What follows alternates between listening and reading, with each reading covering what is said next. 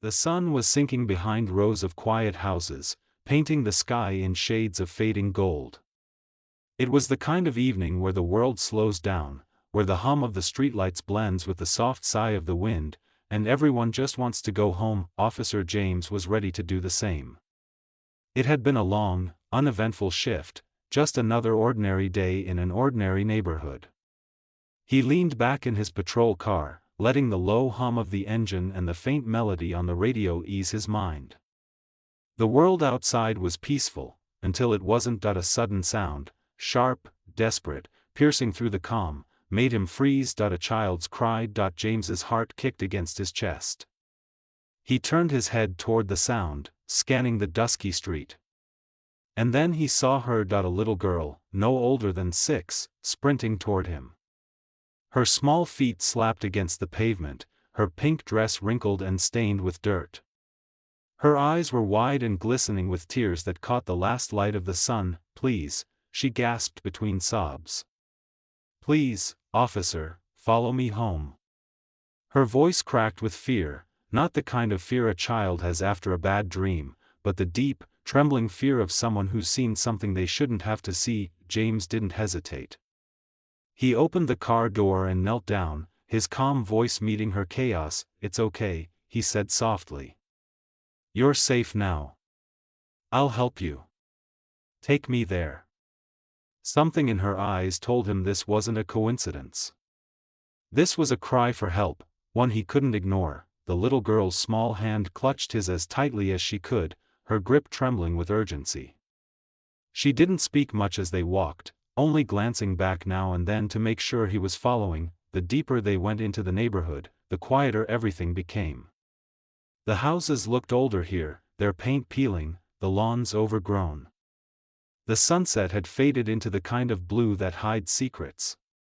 Even the air felt heavier, like the calm before something heartbreaking. James's instincts sharpened. He'd been an officer for years and had learned to listen to what silence tries to say. And right now, that silence screamed trouble. Finally, the girl stopped in front of a small, worn-down house. The front door was slightly open, swaying gently in the evening breeze. No lights. No movement. She pointed a trembling finger. "She's inside. Mommy's inside. She won't wake up." James's pulse quickened. He pushed the door open and called out, "Hello? Police?" No answer. Only stillness. The living room looked like life had paused in it. Dishes were piled high, unopened mail littered the table, and a soft, stale smell filled the air. A half-finished bowl of soup sat on the counter, long gone cold. Following the little girl, whose name he soon learned was Emily, James stepped into a small bedroom. And there she was. A young woman, barely in her 20s, lay motionless on the bed.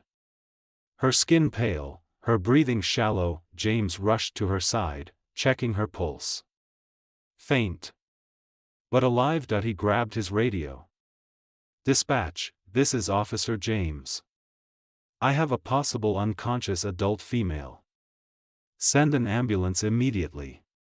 Child present. Over." Emily's small voice trembled behind him. "Is Mommy gonna die?" James turned, kneeling beside her. "No, sweetheart. She's going to be okay. You did the right thing coming to find me." Her lip quivered, but she nodded, trusting him completely. The ambulance arrived within minutes, lights flashing against the peeling paint of the old house. Paramedics carried Sarah, Emily's mother, out carefully, oxygen mask over her face. Emily refused to let go of James's uniform. Her tears soaked through the dark fabric as she whispered, "Please don't leave her." "I won't," he promised. "I'll be right here." At the hospital, the sterile white lights contrasted sharply with the chaos of emotion swirling inside Emily. She sat on a hard plastic chair, her legs dangling, clutching the small pink ribbon from her mother's hair like it was a lifeline. Hours passed. James stayed. He bought her juice from the vending machine, told her stories about his own daughter who used to draw on his police hat, and promised that her mom was in the best hands possible. when the doctor finally emerged, James stood up before Emily even noticed. "Officer, the woman, Sarah, is stable now," the doctor said. "Severe dehydration, exhaustion, and untreated pneumonia. She's lucky her daughter found help when she did." Emily looked up. "Can I see her?" The doctor smiled gently. "Not yet, sweetheart. But soon." As the hours turned into days, James visited often. Emily's laughter started to return, soft at first, then brighter. She'd wait at the hospital window every morning, her eyes lighting up when she saw him coming. Through their conversations, James learned more about Sarah's life. How she had been abandoned by Emily's father. How she worked 2, sometimes 3 cleaning jobs to keep food on the table. How she'd been hiding her sickness so her daughter wouldn't worry. The weight of it hit him hard. She hadn't been lazy or careless. She'd been trying, fighting a battle no one saw. James realized that if things continued as they were, the moment Sarah left the hospital, she'd go right back into that same spiral of exhaustion and despair. He couldn't let that happen. So, quietly, he took action. He contacted local charities, reached out to his police department, and even spoke to neighbors. Word spread fast. Within days, donations of food, clothing, furniture, and money began to pour in. One local business even offered Sarah a part-time job with better pay and flexible hours. When Sarah was finally discharged, she was weak but smiling. She didn't know what waited for her back home. As the car pulled into the driveway, her eyes widened. The yard had been cleaned. The door fixed. The house painted fresh white. Inside, the once cluttered living room was spotless. Groceries lined the counters, a soft blanket lay on the couch, and a vase of fresh flowers sat on the table with a note that read, "Welcome home, Sarah and Emily, from your community, with love."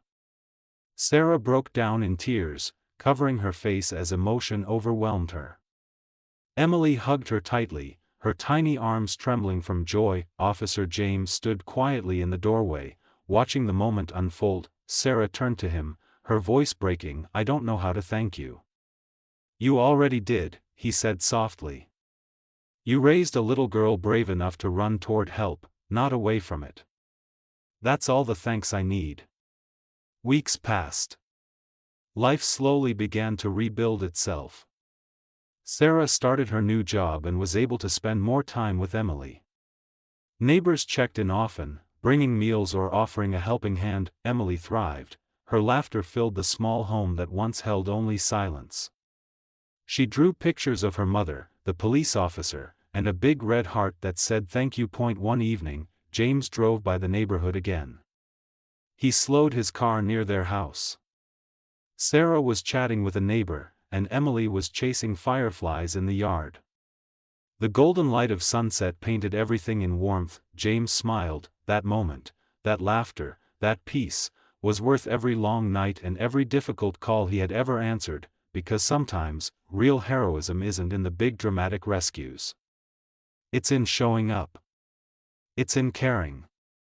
It's in choosing kindness when it would be easier to look away. When people heard about what had happened, about the brave little girl, the officer who stayed, and the community that came together, the story spread far beyond their small town. It reminded everyone that kindness still exists, that compassion can ripple through a community and change lives in ways no one expects. And it all began with one frightened child and one officer who decided to listen. So, if this story touched your heart, please like, share, and subscribe to Echo Tales, because somewhere out there, another little voice might be crying for help, and your kindness could be the reason someone answers.